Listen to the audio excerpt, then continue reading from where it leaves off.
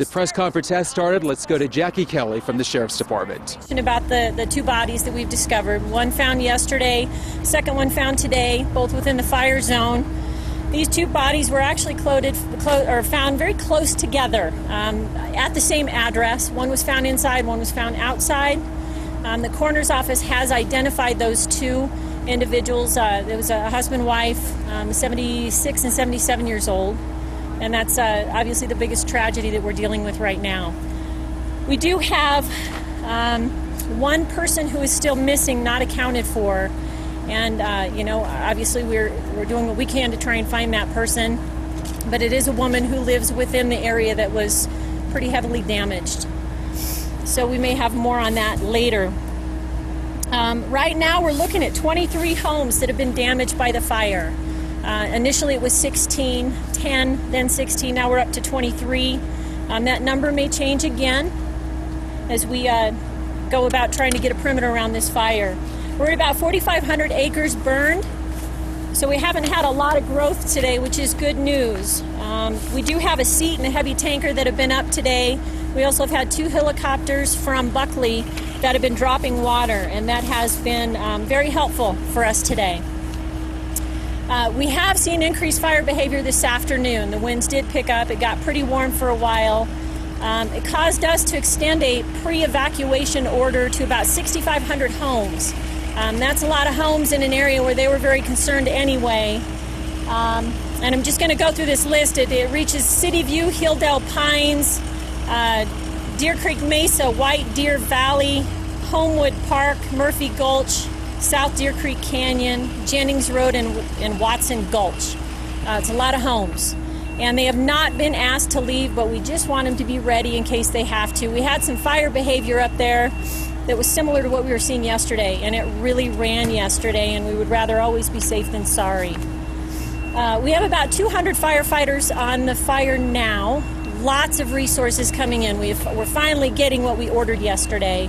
So we should be around 450 by the end of the day, which is great because then we're going to have a lot of relief for the guys that are out in the field to replace them and just keep working this fire 24 hours if we can. I've been told that the firefighters are taking targets of opportunity to control the fire in and around houses and structures. We have been back and forth. We tried to fight the fire a bit today, and then we've had to go back to more defensive mode because of fire behavior and really, more than anything else, lack of resources on this fire. We still need lots of boots on the ground. We are still at zero containment, a little bit frustrating for us, but the priority has been structure protection. And if we have to choose between fighting the fire and taking care of homes, that's what we're going to continue to do, and that's what we had to do a lot today. The plan for tonight is to keep more people out into the field as these resources are coming in and checking in. We're deploying what we can, and we'll have a really good, healthy, rested crew for tomorrow. So we're looking forward to that. More air support. The Type 1 team that's coming in is from the Great Basin area. If you remember last year, the Indian Gulch fire, we had another team, Type 1 team from the Great Basin. This is the other team.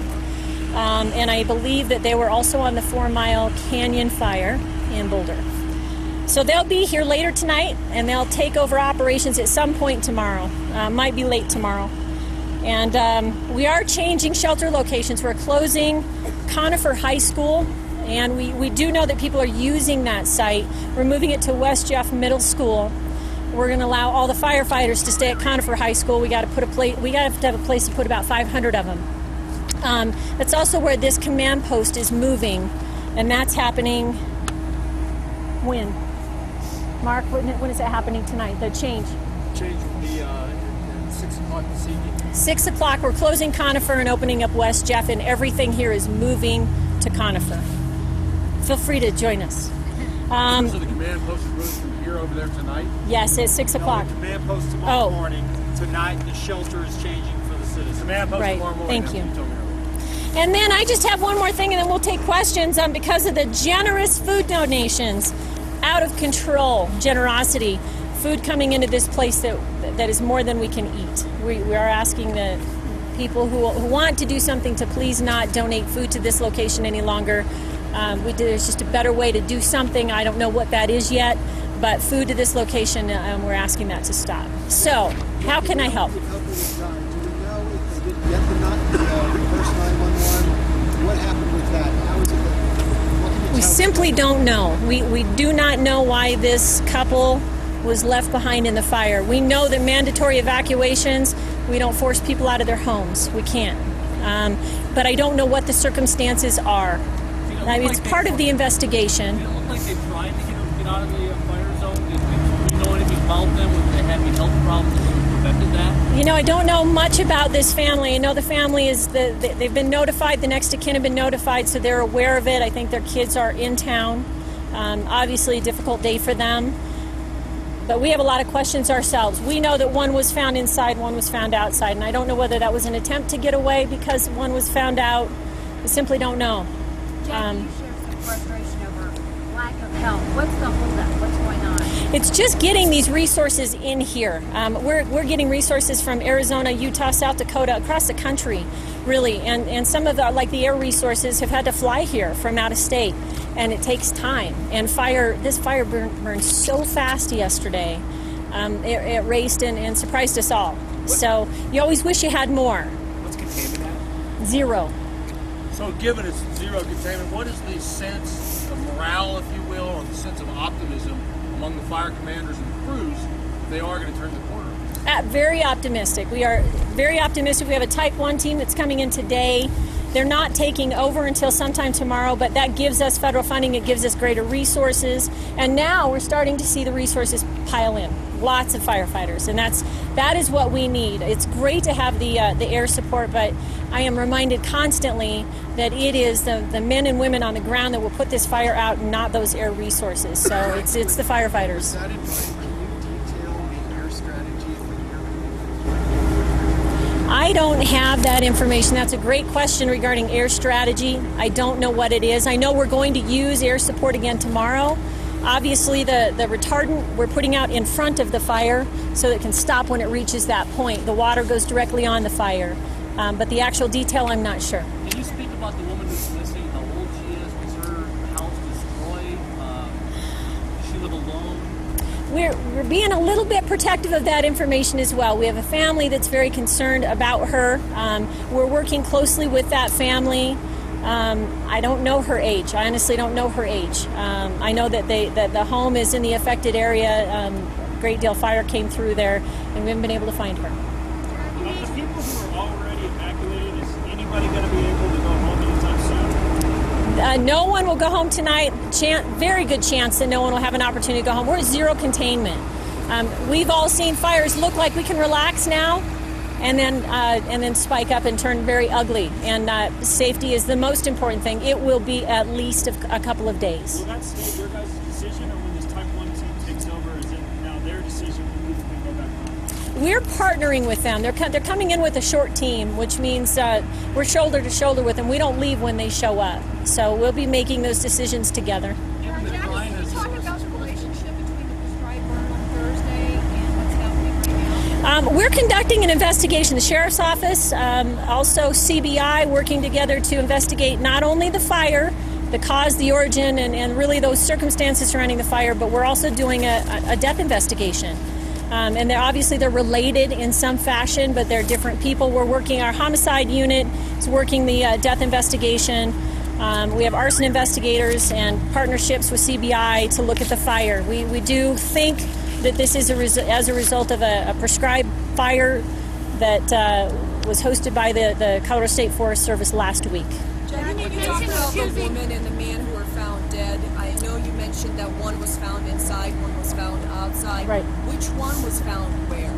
I don't know. I didn't get that detail, so I'm not sure whether it was the man or woman that was found outside. Jackie, you said 66 and 67. Was the man 67 or was the woman 67? 76 and 77, and I believe the male was 77.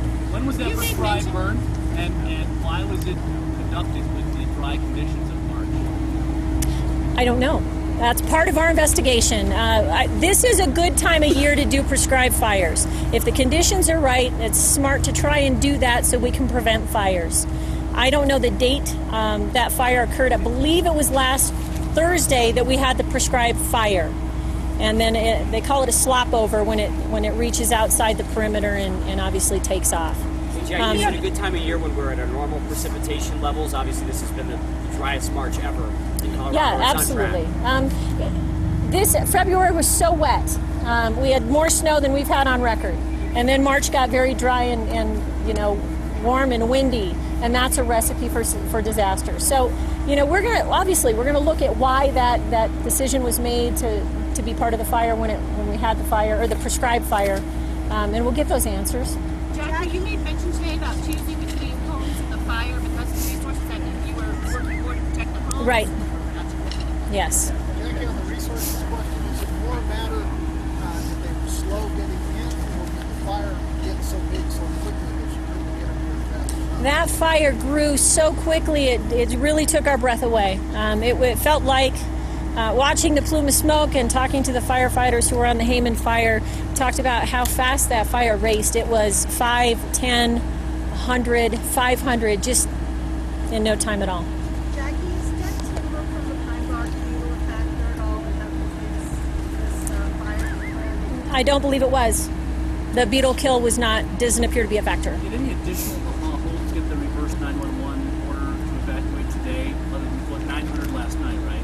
Yeah, 6,500 today, 900 yesterday. Pre-evacuation today. Pre-evacuation, yes. Jackie, I heard reports that fire service personnel were pulled out because of threats on social media. Have you heard anything about that? I have not. Brand new to me. Maybe not true. Another question over here? The 6,500 homes are pre-evacuation. How long is that in place? Until we get a little better comfort with what's going on inside that fire, and we're not comfortable. We have no containment. We'll be hopefully more comfortable tomorrow when those resources are in place and we have a rested crew, and hopefully we have some less windy conditions. And we're waiting for the perfect storm to turn and work for our favor, and we think that it will. Are you at least encouraged by the weather report that it's going to stay relatively light winds? Yes, absolutely. I think most people I talk to here can't believe the winds that we've had this year. And we're going to have a couple of quieter days, and that's good news. Jackie, what's the message to those with pre-evacuation? We want those 6,500 people to be ready to go. We wanted them to be ready to go before they ever got that pre-evac. I mean, people are watching. This seems to be, it's like on the top of everybody's agenda. They're watching the news. They're paying attention to the social media. We want them to have a few things ready to go and go if they get the order. Jackie, what's the protocol for putting out a prescribed? I don't know. Another good question. I don't know the protocol for putting out a prescribed fire. No. We are hopeful that we're going to start to have some levels of containment tomorrow. No, we won't have full containment in a day. The fuels that are inside of this fire, we have heavy fuels. We have trees that are, the crowning that occurred yesterday, those trees are so tightly packed. The fire just flew through the top of those. We have big, heavy fuels. We have a lot of light fuels, the brush, the grasses, the bushes, and they don't have leaves yet, a lot of them, because of the time of year, but the wood still exists and everything's so dry. A lot of fire activity in those, and the timber the large fuels will burn for a long time. Are we good? Thank you.